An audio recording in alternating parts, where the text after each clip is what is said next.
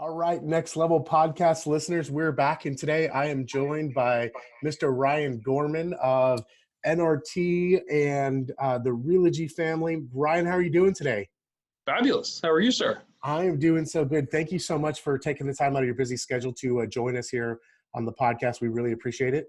It's my pleasure. I was looking forward to it. Yeah, so it's not often you get the chance to talk with the president and CEO of a major corporation like this, and so I wanted to take the opportunity first to learn a little bit about you and then talk about some of the cool stuff that you guys are doing there within your organization and just real estate in general, if that's okay. Sure. Anywhere you want to go. Well, cool. So why don't we do this? Tell us, how did you end up in the real estate industry? So I know you've been with Realogy for quite some time, but how did you find yourself there? What did you do prior to? Sure. Well, I used to be a deal guy, for lack of a better term, sort of mergers and acquisitions guy. So long ago and far away, I started off as a technology investment banker out in Silicon Valley, merging companies together and taking companies public. Then I went to New York and did some fixed income trading for a while, and then did some mergers and acquisitions and diligence work for private equity firms. But back in late 2004, so it's been quite a while, I joined a company at the time was Sendent Settlement Services Group.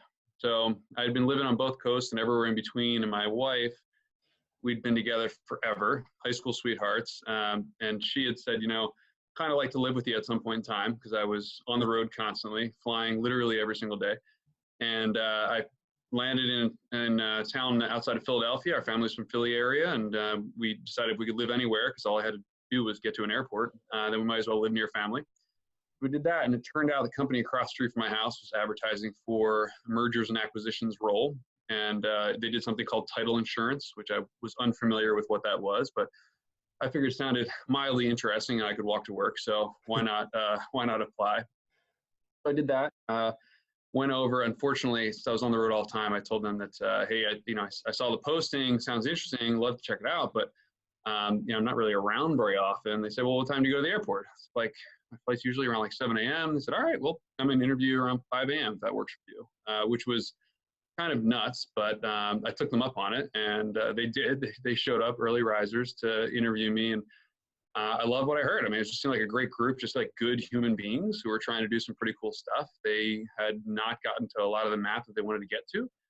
Turned out they were the title company that was attached to what I would later learn is NRT, the largest brokerage in the country. And they weren't covering all of NRT, and they really wanted to. So they needed someone to help them buy title organizations to fill in the blanks and grow that out, and then buy a title insurance underwriter, et cetera. So long story short, I joined there, and then a long, windy road. I did that for a couple of years, and then came up here and helped out with the real estate division for a while, doing some strategy stuff for the board, and eventually ended up helping out Bruce Ziff, the immediate prior CEO of NRT, a fantastic person who's now helping us grow our mortgage operation quite a bit. Anyway, I love that guy. He's awesome. He's just a super, super good human being. Anyone ever meets him, comes away thinking that. And he had some stuff that he needed some help with, and he asked me to come over and help him. That was, I don't know, maybe like 2012 or so. And I've been over with NRT ever since. Wow. Okay. And so now you are the president and CEO, and you guys have made a lot of changes. And obviously, as you mentioned, biggest real estate brokerage not just in the country, on the planet.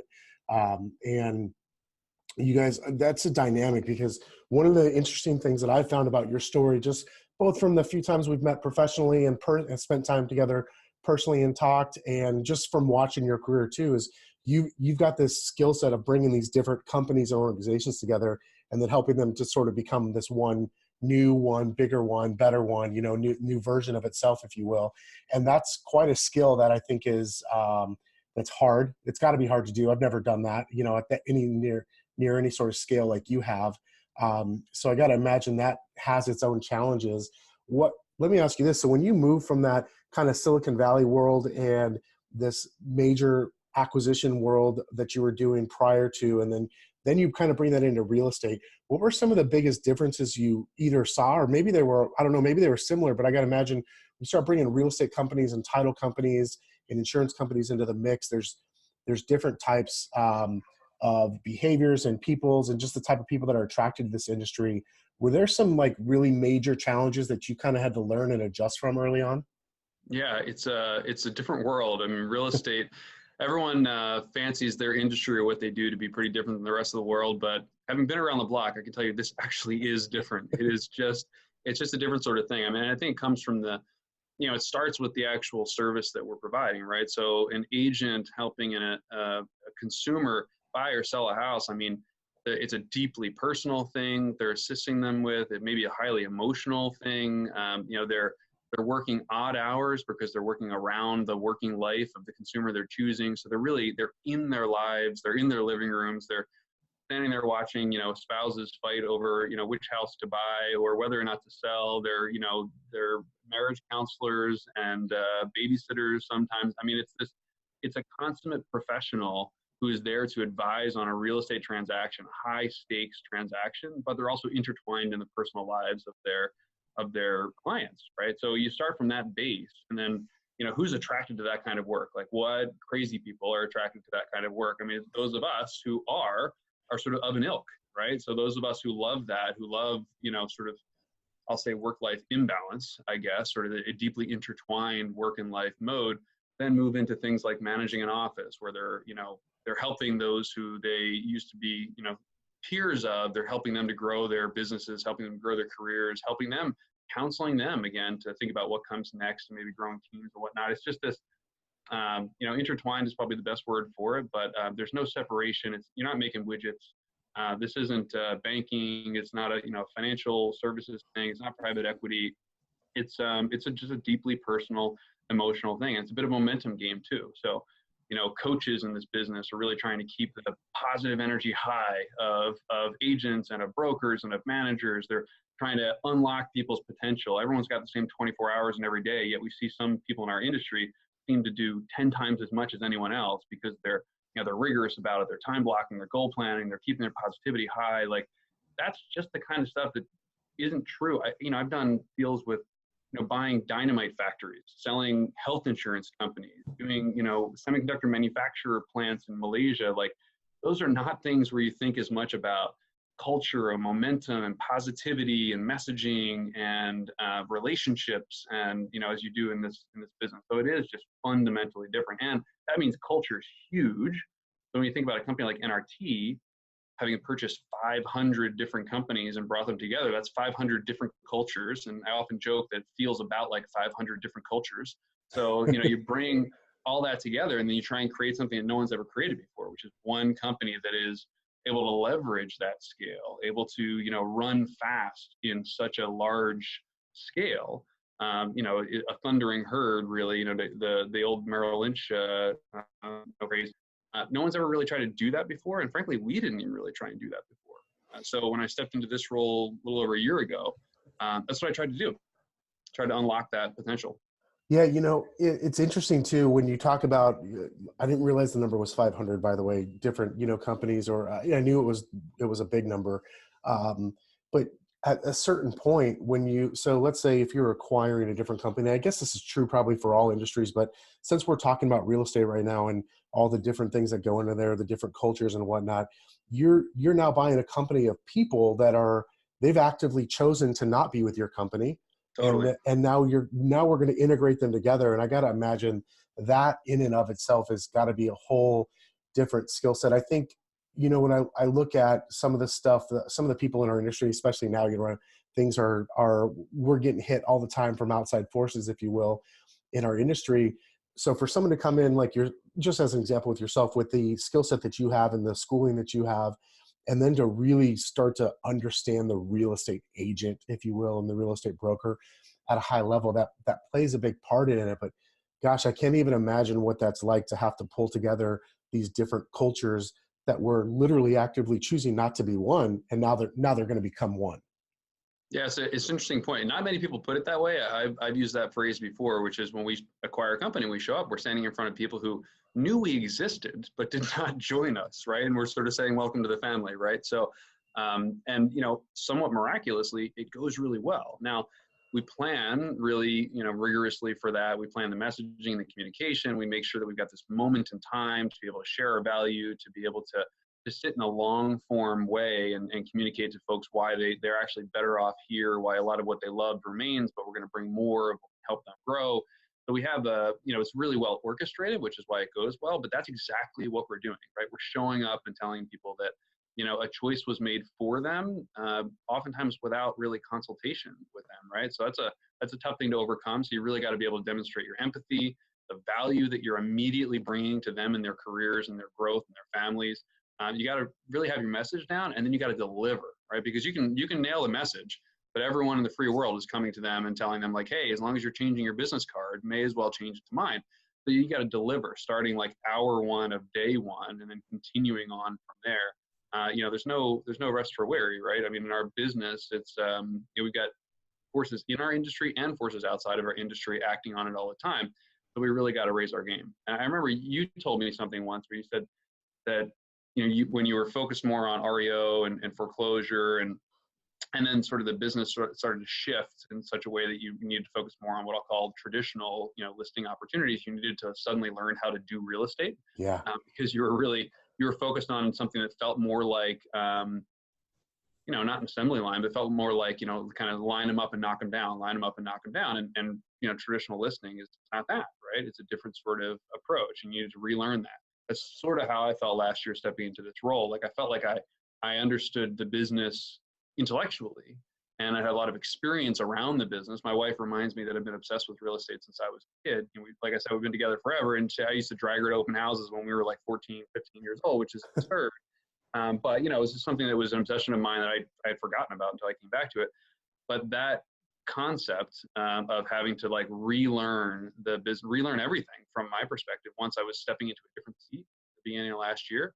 I tried to do it with a lot of openness, a lot of listening, really, a lot of empathy, all, to the point where, frankly, my team took me aside at one point in time and said, like, look, we really appreciate you listening, but now you got to lead. So you got to make decisions. You got to make them fast. We believe in you. We're going to follow you, but go. And it was awesome for them to do that. It's fantastic. But that was sort of my catharsis, I guess, of starting to step into this role. Hopefully I never stopped learning, but it was a big learning for me. Yeah, I got to imagine too. I could see your team having to say that to you, because you do tend to. My observation of you over the last 2 years is you gather the facts that you need to do, and you are absolutely an observer of what is going on all around you. It seemingly at all times. But when you make decisions like that for a company the size of NRT, I mean, you obviously, like, there's a lot of ripples that come from making any singular decision you're going to make, right? For a company Sure. the size of yours. How do you do that? Do you just have to go in knowing you're doing the thing that you think is best possible, given the information that you have at the time?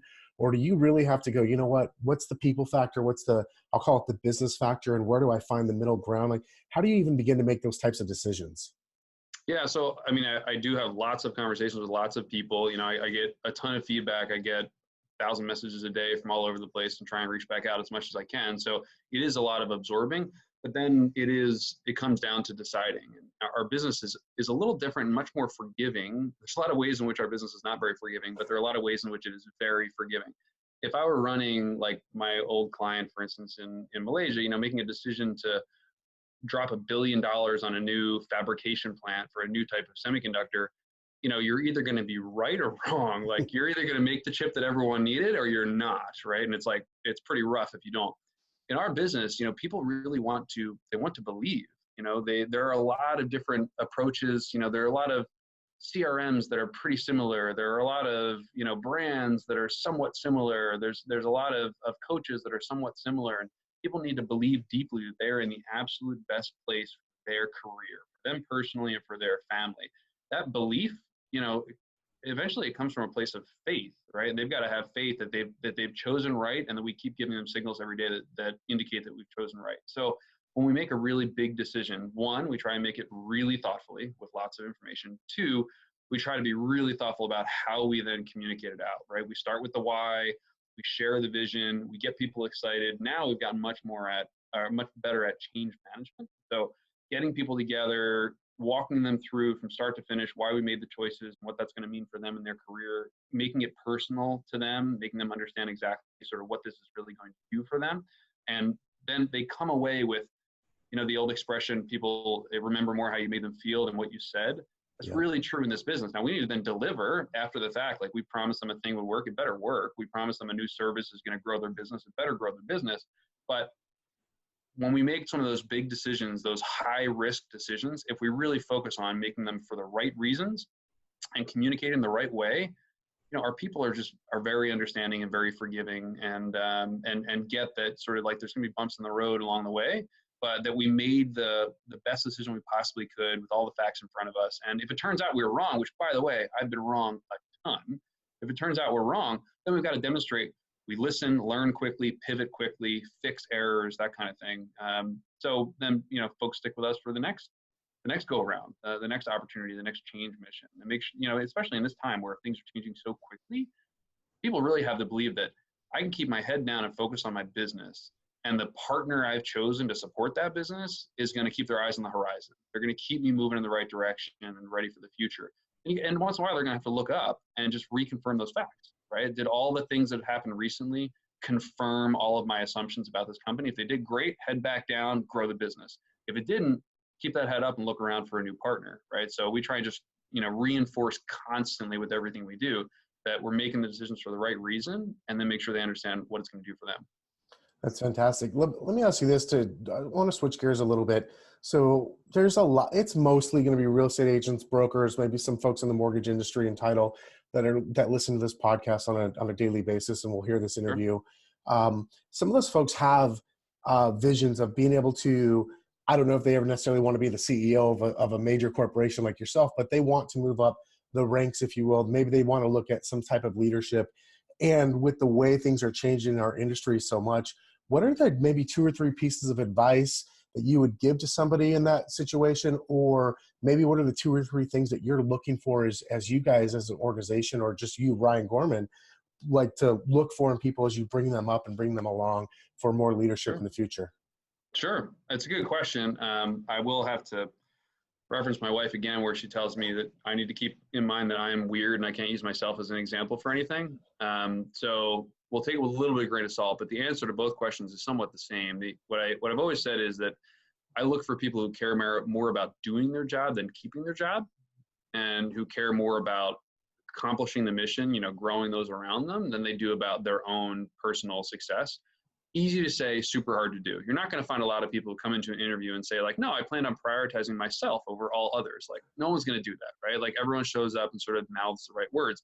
You can look at their career, and you can especially look at their energy when you're asking about certain things, and you can kind of see quickly if they're getting their energy from their own personal success or the success of those around them. In this business, you got lots of people who are motivated by own personal success, and that's great. I'm here to support them. But when it comes to leadership, I'm really looking for people who are motivated by the success of others. For me personally, people who know me well, believe me, people who don't know me well think that I'm full of it when I say this, but I'm not a competitive person. I know my entire leadership team and PR team tells me to stop saying that because our business is incredibly competitive, but it's just not what I get my energy from. I really get my energy from helping people grow and helping them to achieve their goals. And I'm sort of competitive for them. If I know what their goal is, then I'm gonna be damn sure they accomplish their goal, right? And vanquish any challenges that come before them so they can accomplish their goal. So for me, I'm all about the collaboration and the success of those around me. Money's not a motivator for me. Personal success not a motivator for me. I've always cared more about doing my job than keeping my job.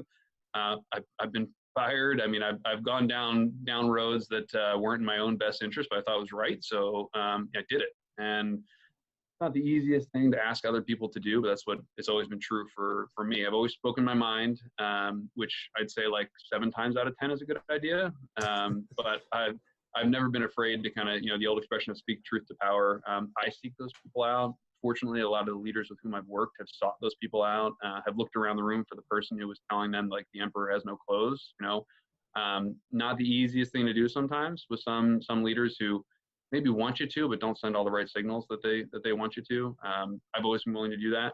I guess I always refer to myself as just being a little bit of a jerk in that respect. I hope for a good reason, but I never shy away from sort of saying like, hey man, I actually don't think that's the direction that we should go, or I think that assumption is incorrect, or I think you're sort of in the ivory tower and don't know what's really going on out here, which for me has been really useful because one, it's just helped me in my own career, but I've sent a lot of signals where other people now believe me. Like, so example today, I had a leadership team meeting with all of our presidents around the country. Our presidents are leading huge organizations. Any one of them would, we have 18 presidents. Any one of them is leading a company that in and of itself would be a top 10 brokerage in the nation, right? So these are accomplished leaders who know what they're doing. I want to hear from them. I need to hear from them. We did a video call. I explained a certain thing, and we're using the chat function in the video call. And one of our presidents who now leads New England for us, Pauline Bennett, she's a superstar. She typed in, I said, okay, is that clear to everybody? And she types in the little chat. She says, no, I am now more confused than before you started speaking. So like, that's good, because I've obviously sent signals to people that like, I really want to know. I really want the facts. I want to surround myself by leaders who will call me out, who will call all of us out and say, hey, we're charging up the wrong hill. We're heading in the wrong direction, or we're not paying enough attention to something. So I've tried to be that person, but I've tried to also celebrate those people and attract them.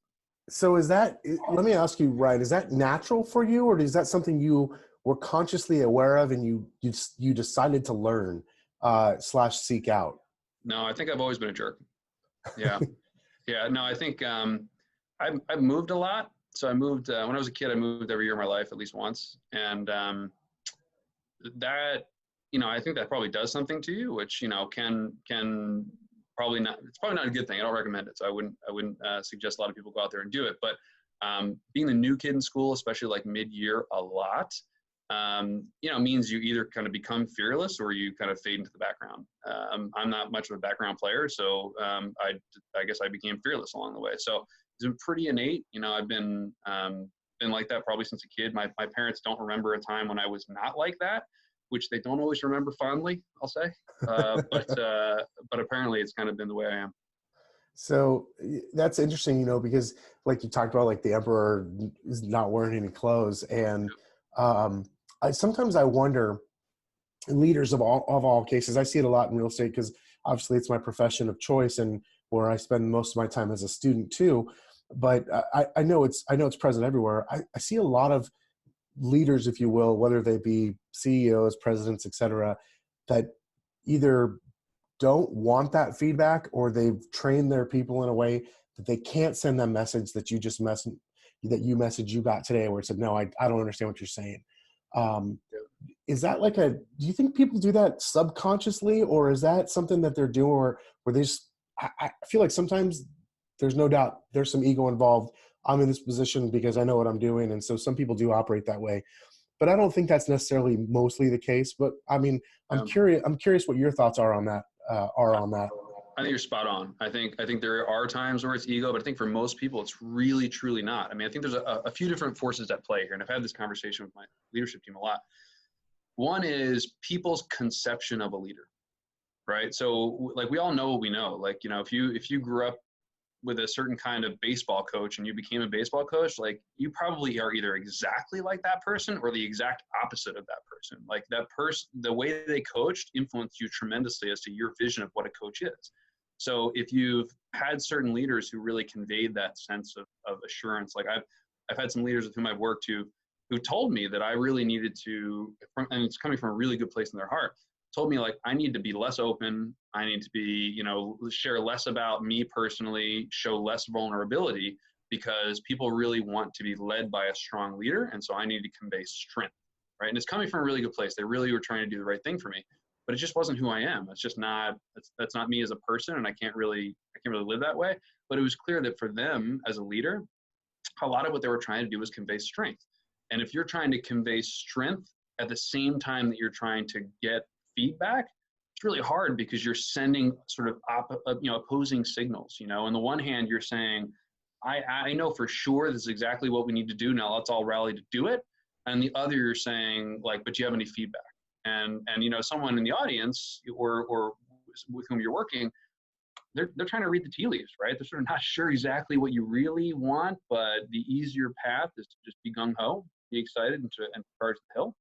The harder path would be to sort of thread that needle, take you seriously that you really want feedback, and then try and give you that feedback. So you really ask all those around you to do an unnatural thing, to fight their own human instinct of self-preservation, to put themselves out there and to walk the plank to try to give you the feedback that you say you want, but your body language is saying anything but that, right? So I think it comes down to a lot of people's vision of what a leader is.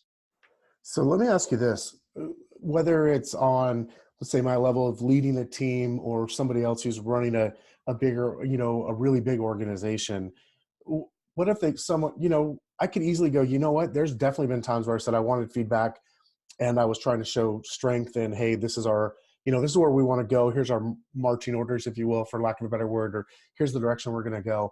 And so when you put it like that, I could see, okay, I definitely can see the mixed messages there. So for someone like me who went, you know what, maybe I have sent mixed messages, but the feedback is definitely important to me.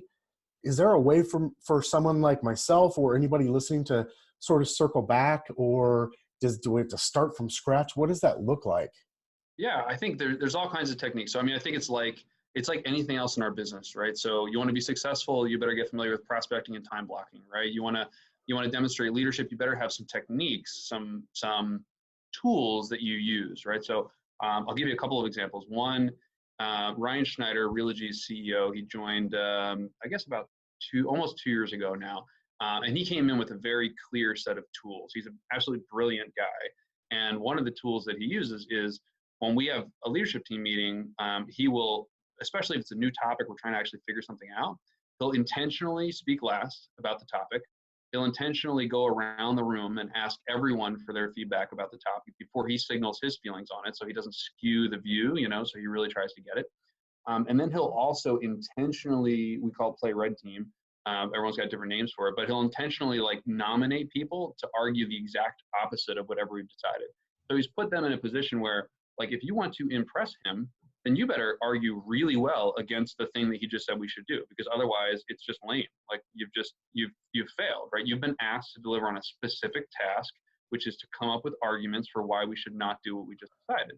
So if you're worth your salt, you're going to step up and deliver a really compelling, retort, a really compelling argument against that, right? So I think he's done a really good job of that. I've tried to leverage that and learn from that and pull some of that in. We use video calls for everything we do now, in part also so we can kind of read uncomfortable body language from people. If folks aren't necessarily on board and they're in the room, you can see it. If they're not in the room and you have a geographically dispersed organization like we have and like you have, you got to kind of pick up some unspoken signals sometimes. So I think that's really important as well. One technique that I've been trying to use a lot more lately is, I'm sure this dates way back before Jeff Bezos at Amazon, but he sort of made it popular, is the philosophy of disagree and commit. So we will debate an issue as a leadership team. We will walk through all the different reasons why, and I will try to make, if the decision is mine, I'll try and make the best decision possible. And then I'll communicate to everyone, your feedback was tremendously valuable in coming to this conclusion. Thank you so much. Here's the feedback that we heard. Here's what we did with it. Here's why we decided what we decided. But now we've moved past the disagree phase. And by the way, you better have given me your best disagreement during the disagree phase, because that was exactly when I was expecting you to be able to do that and deliver for us. And if you didn't, then you failed. So you better have brought your A game and your red team jersey to those discussions. But now we've decided, so now we're in the commit phase. So now the only thing I want to hear is that decision, we are going to make that the best decision ever. Whatever we decided to do, that hill we charged, it's exactly the right hill. It's exactly what we need to do. Everybody lock arms, have one voice and one spirit as we go and get that done.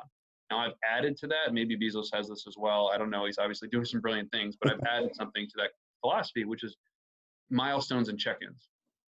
So what I've also promised everyone is, we're going to try this thing. We just decided we're going to go run the business this certain way. We're going to do that for the next 6 months. And during that phase, I want you to be 100% committed. But I'm going to reopen this topic 6 months from now, or sometimes it's 6 weeks or 6 days from now with how fast we're moving on something. But 6 months from now, we're going to reconvene, keep notes of everything along the way, share feedback with me along the way, but make sure you're keeping notes of it as well. Bring that full payload of feedback for that review period. And then we're going to redecide during that review period whether that was the right move or not, based on all the feedback, all the data, everything we've seen and learned. Then we're going to make a new decision at that phase. So, taking that kind of approach, learning some of the tools for even just meeting handling like Ryan Schneider does, but also bring the disagree and commit phase, gives people an understanding that it's incumbent and even required from them to disagree and red team something at certain points in time, but there's also a commit phase where they've just got to be all in 100% supportive. Because what was happening before is I would make a decision, I'd communicate the decision, and I'd keep asking for feedback. So I was getting feedback from the team saying, we're not even sure if you believe in the decision because you keep asking us if it was, the right decision and if if we should be doing something differently. So now that I've sort of phased it for people, that what the feedback I've gotten is they're much more sort of emotionally comfortable with the approach because they know what phase they're in and when, and they know when they're just going to charge blindly forward because that's the direction we're going, and they know when I'm asking them to step back and intellectually evaluate the decision. I think there's a lot of comfort or safety in knowing that, hey, if this doesn't work, we're actually going to probably stop doing this and we're going to go a different direction. And so it makes it at least subconsciously okay to buy in all the way, even if that wasn't my choice or I didn't want to go that direction. Totally, because I don't know if you've done this, but we've certainly done this in the past. We make a decision and then we end up spending a lot of time, sometimes years, convincing everyone it was the right decision. Like tool choice is a big one, right? Like we selected a tool, go out there and tell everyone, hey, congratulations, we're going to give you this tool. Adoption's not really good. So we spend the next 3 years trying to convince everyone that it's the best possible tool ever, as opposed to making the decision and then committing to everyone. We're going to look back at it in 6 months. Like, hey, give it a chance because we really want your feedback on this. So please do use it, do implement it in your business. We want to get all your feedback to make it better or to make a better decision in the future. And here are the phases where we're going to do that. I do that as well with agents. We do that. We have the studio, our marketing agency for agents, and also our product team. We have at least monthly this thing we call This Month in Product, where we make it publicly available to everybody. We have almost 47,000 agents, so we get a lot of people to participate in almost anything we do. But we'll get 500 to 700 agents who every month tune in and have our product team walk them through a decision that they're going to make. Here's the open question. Here's the data that we've gathered. Here's what we've learned. Here's the feedback we've heard. Here's the leaning we have. What do you all think of it? And also, who wants to raise their hand to test this thing that we've now created, to beta test it for the next few months so we can make a final decision. That's sending lots of sort of quiet signals to our agents as well as our team. Yeah, we are totally comfortable reevaluating. We're going to make decisions with confidence and we're going to run fast, but we're totally comfortable reevaluating when things don't go as planned and then pivoting and making a different decision. So hang with us, run fast, but also know that we're going to have checkpoints along the way to reevaluate those decisions. Absolutely. Tool choice is an interesting thing. There's a lot of folks in our industry now, right? There's more tools than ever, that are coming, more software tools specifically is what I was getting at. Although the other use of the word could apply there too as well. So, we've got, as an agent and probably even as a brokerage owner or as a franchise owner, wherever your role is, you've got more choices than ever in the tools and the software that you use today. What do you see? What's going on right now? Is this are we figuring out what the next couple of years are going to be like? Because there's a lot of folks who feel like, hey, I've got to go build my own CRM as an example, versus, here's the top 4 or 5 that seem to be that get the best reviews. I'm going to go with one of those. And then I'm going to plug in my next feature to it from a different technology. And then I'm going to plug in this other one, versus I got to have this all in one that I have under my own roof. What are your thoughts on that? Yeah. I mean, I'll tell you what we're doing, and it may or may not be applicable, but then I'll give my conclusion on it, which is a little bit of, none of this matters. You got to kind of make some of your own decisions. So we're doing what we call an open architecture approach. So we are building our own tools. We got many of them out there already, but we'll be rolling out we'll be announcing some new ones here a little bit later this year, and then rolling them out in the following year, a little bit toward the end of this year. And those tools are great. They're going to be deeply integrated. They're going to be well supported. Everyone in the office is going to understand how to use them. So they should be a good, solid choice. But what we're also doing is allowing all the top tools in each category to plug seamlessly into our system, right? So they're sharing data on the back end, they're talking to one another, they're leveraging APIs, application protocols that share information back and forth, just to kind of make it seamless and easy. You can take actions within a tool that relate to a different tool, even though one is ours and the other one is a third party's, but they're talking to one another really well. So it's pulling the information you need into our stuff, it's pushing our information into their stuff. You don't really need to think too hard about it, right? It's like using an iPhone. You swap out one device for another, everything reloads. You use an app that Apple designed. It's a great experience. You use an app that someone else designed. It's still integrated. It, connects to your contacts. It connects to your camera. It connects to whatever. Like, it pulls everything together and acts like it's as good as if Apple had built it, right? So that's sort of the direction that we're going, in part because I think it is a lost cause to try and convince everyone to use all your stuff. I would not recommend anybody try to do that, even though it seems like everyone is trying to do that, right? So instead, I would like to make a promise that we're going to deliver a great tool for every moment that matters, and our entire suite will be well integrated. So if you choose to use everything, you're going to have a wonderful experience. But if you've already developed your work habits at another company and you've joined our company, we're not going to force you to change everything. We're just going to plug your stuff into our stuff so that it works really, really seamlessly well together. So that's the approach that we've taken. It's a little bit unique. Others are recommending a different approach. I'm sure both can be great, but that's what we're doing. And in part, the reason why I think both can be great is because I think the only thing that matters is whether or not you actually use it. Like, the best tool is the one you use regularly. I'm going to be at the California Association of Realtors tomorrow, and they asked me to share some questions and lessons learned. I mean, one of the lessons learned is some of the smartest, hardest working, and most successful people I know, the tool that they use best is a sharp number 2 pencil and a blank 8.5 by 11 piece of paper. You couldn't get much more simple than that, and the technology is like 90 years old, but they use it consistently. They keep diligent notes. They time block to be able to give them time and space to be able to craft new solutions to old problems.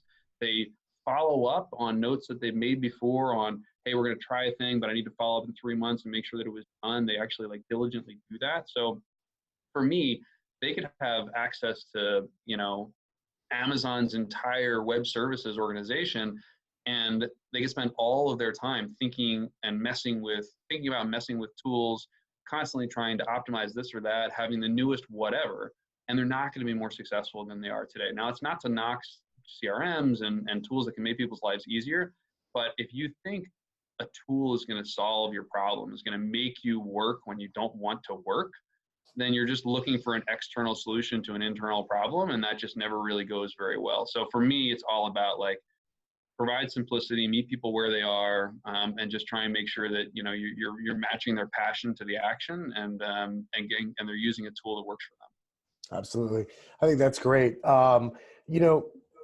got a question that I like to close with everybody on, and I'm going to ask you that in a moment.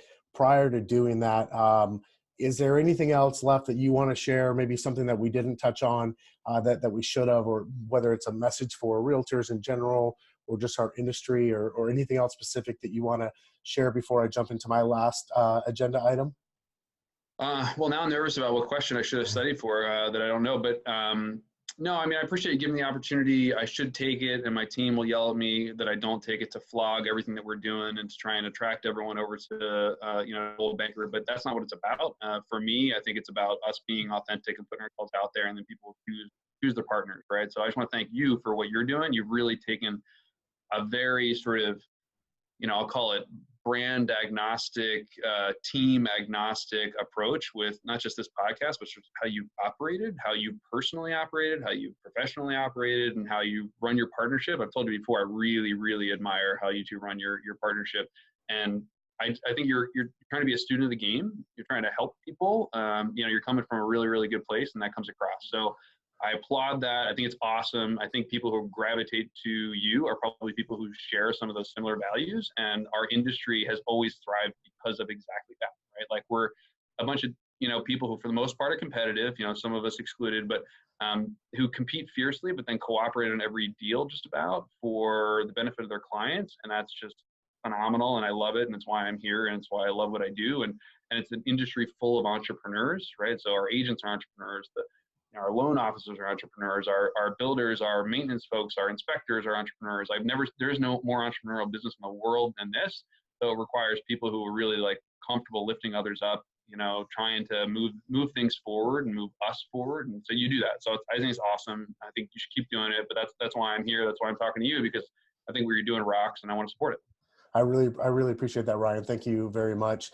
My last question, it's not going to throw you off too much. because this is about like this. It's a personal thing. So, and I got this from a gentleman by the name of Dave Asprey, who does a podcast and owns a brand called Bulletproof. But he asks all of his guests at the end, like, hey, what are your top three pieces of advice for kind of kicking more butt in life? So someone comes to you, maybe you're in a mentor-mentee relationship with them. Maybe it's in your case, maybe it's a broker owner, maybe it's an agent, maybe it's a coworker, but someone just says, hey, Ryan, I just want to do better. Like I want to do better, work, life, you name it, personal. What are your top three pieces of advice for them kind of kicking more butt in life? Sure. Good question. I think the number one would be very clearly defining what kicking butt in life means. So, knowing exactly what your goal is, which it's easy to say, hard to do. Everyone's kind of got their goal for production this year or whatever it is, but there's bigger goals, right? There's a reason why you care about your production. There's a why underneath that, right? So being super, super clear about what your actual goal is. If you're trying to make progress towards something, make good time, you better be really clear on what the destination is, which is not something I've always done, particularly well in my life, because my goals aren't really long-term. My goals are super short-term. It's about like today. It's about helping someone. It's about that's the vibe I get back is like delivering, but that's just me, right? So for a lot of people, their goals are longer-term and they want to build toward them. But if they're not really precise on what they are, then it's going to be hard. So I would say be super, super clear. Then second would be now check your calendar and just look at the last week and see if your calendar matches the priority that you just set, right? Like you just set a goal and everything you should do should line up to how you achieve that goal. Now, does your calendar match that? Which if you're like most people, it does not. And then you go into an excuse mode of, yeah, but that's because of this. And the kids had practice and we were on vacation, we did that. There's always excuses, but fact is you need your calendar to match your priorities. Otherwise you're not going to get anywhere. And I think, I guess the third would be matches up with, I guess, the first in terms of the goal, but really trying to be very authentic. I think a lot of people, they kind of want what they're supposed to want. I just to use a little example, we bought a lot of companies. A lot of the companies we bought are broker owners who, were doing really great. They were kicking butt in life as an agent, and they thought what they're supposed to do next is become a broker, and so they did. And then they found themselves spending all their time doing what they didn't love as much. And that's just a minor example. My father was he was a teacher, and then he was a school administrator, and now he's running a community college. He's awesome, and he's my hero. He's fantastic. But his happiest time was probably being a high school principal. He just loved it. I mean, the direct interaction with the kids, it gave him so much energy every single day. When he became a superintendent, I think he was a great superintendent, but he was removed from that, But he was supposed to want to move up, right? He was supposed to want the next thing. He got offered a thing that he was supposed to want and supposed to accept. And I think I recommend to everybody, when you think about your goal, really just think about your authentic self. What makes you happy? What serves those you love? And it might not be what the world has told you you're supposed to want, right? And by the way, if it's not, that could be awesome. Because if you want something that not everybody else wants, it might actually be more achievable. So those are my three, I guess. Be your authentic self, be really clear on your goal, and then make sure your calendar matches your priorities. Awesome. Ryan, I really appreciate you taking the time and joining us today. And Thanks for the opportunity. I know everyone who heard this is absolutely enjoying it, and will probably go back and listen again and take some notes because you dropped and shared some really great nuggets with us. So I appreciate it, Ryan. Thank you so much. Thank you, sir. Love it. Thanks All again right. for the opportunity. We'll talk to you again soon.